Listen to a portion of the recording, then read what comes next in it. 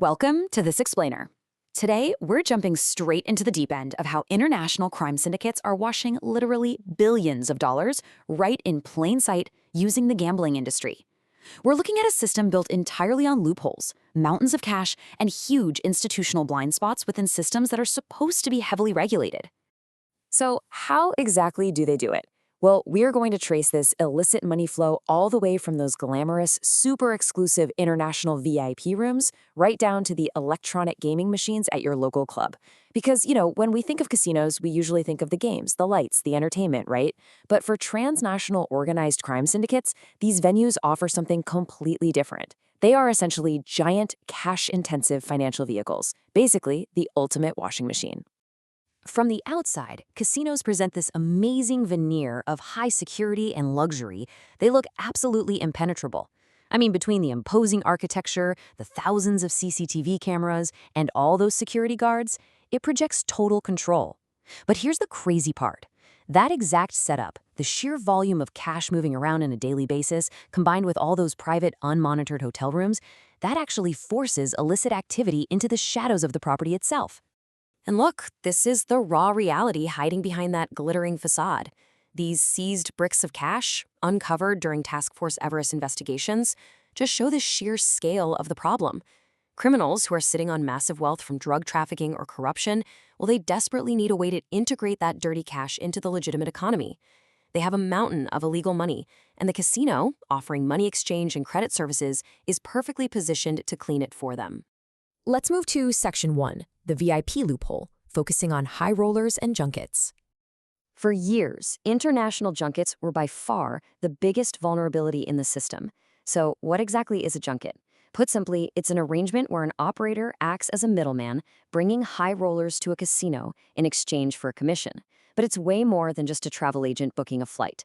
These junkets actually extend credit, they provide specialized chips, and they operate in these exclusive gaming rooms with far less oversight.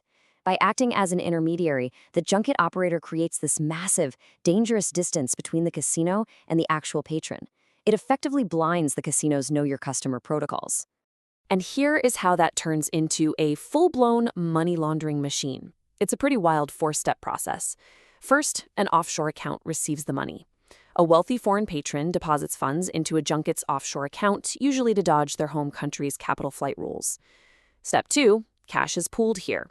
Local cash mules dump the proceeds of drug crimes into the junket's local accounts.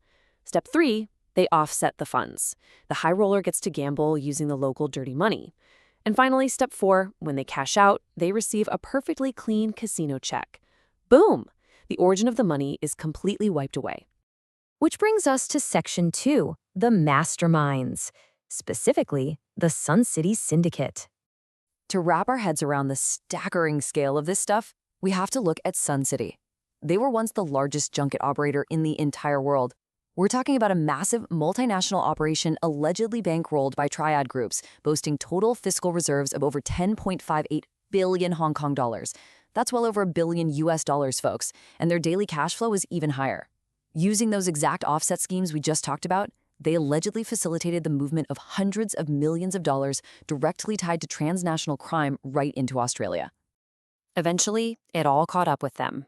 The syndicate's CEO, Alvin Chow, was arrested by Macau police in late 2021 for criminal association and money laundering.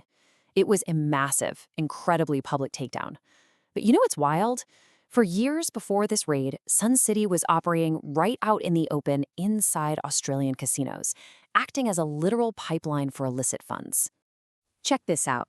Before his downfall, an inquiry found over $5.3 million in cash stuffed into just the drawers and cupboards of a single Sun City desk at Crown Melbourne. Over $5 million, just sitting in a desk, back in April 2018. It perfectly highlights how these exclusive VIP rooms weren't just for gambling, they were essentially operating as shadow banks, totally detached from any real financial monitoring.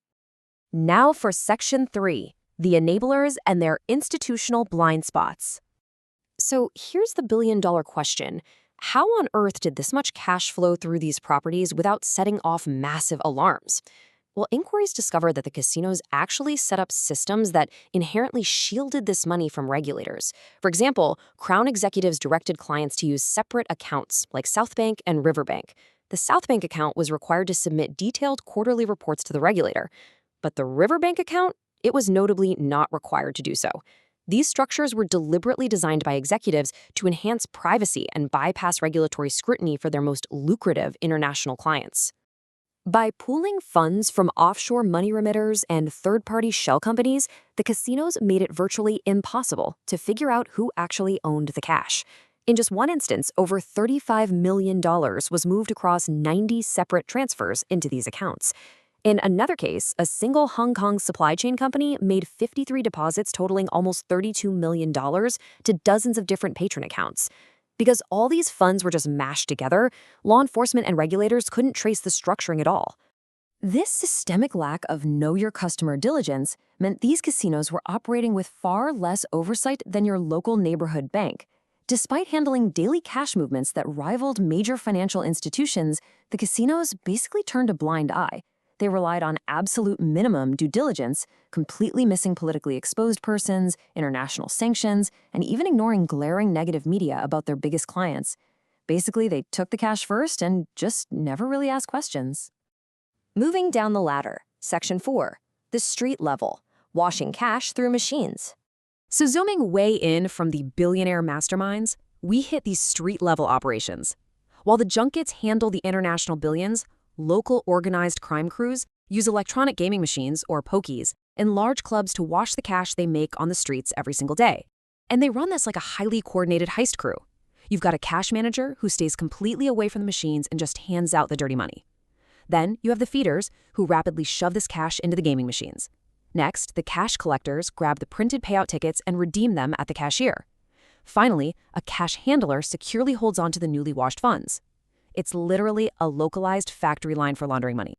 Now, you might be wondering, wouldn't security notice a guy just shoving 20s into a machine and cashing out immediately?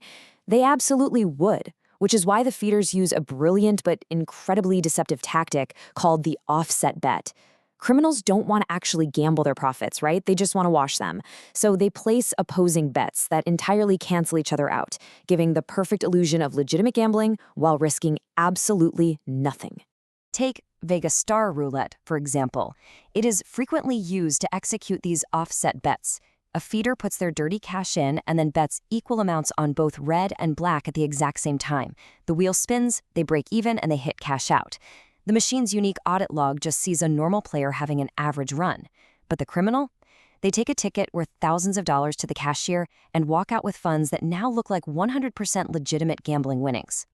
Because at the end of the day, whether it's a massive international junket washing billions or just a $20 bill being fed into a local machine, the criminal playbook is exactly the same. Obscure the origin of the money. From macaw triads pooling cash in offshore accounts to coordinated crews working the roulette machines at your corner club. The vulnerabilities are constantly being exploited. Regulators are tightening the net, sure, but the methods are always going to evolve. Which leaves us with one pretty chilling question to consider. The next time you hear the ringing of a jackpot or see the glittering lights of a casino skyline, how much of the underworld's economy is hiding right there in plain sight?